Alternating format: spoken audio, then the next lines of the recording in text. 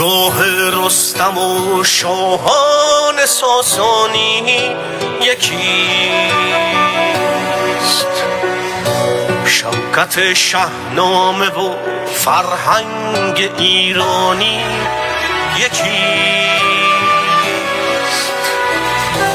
ارزش خاک بخارا و سمرقند عزیز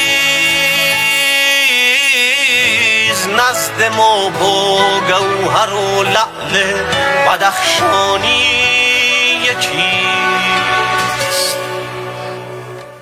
ما اگر چون شاخه ها دوری از هم عیب نیست، ریشه کولابی و بلخی و تهرانی یکیست. از درفش کاویان آواز دیگر میرسد، بازوان کاوه و شمشیر سامانی یکیست.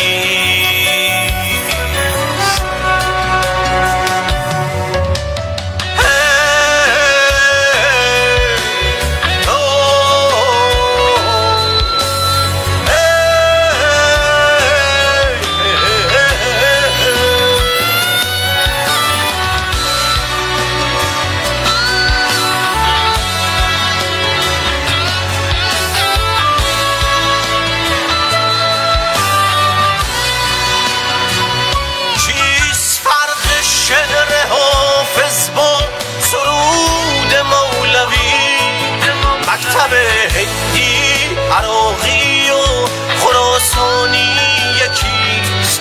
فرق شعر بیدل و اقبال و غالب در کجاست؟ رودکی و حسرت جامی و خانی یکیست. مرزها دیگر اساس دوری ما نیستن، ای برادر اصل ما را نیک میدانی یکیست. تاجیکی یا فارسی یا خویش پنداری داری، این زبان پارسی را هرچه میخوانی یکیست. چیست فرق شعر حافظ با سرود مولوی؟ مکتب هندی، عراقی و خراسانی یکیست. فرق شعر بیدل و اقبال و غالب در کجاست؟ رودکی و حسرت جامی و خانی یکیست. مرزها دیگر اساس دوری ما نیستن، ای برادر اصل ما را نیک میدانی یکیست.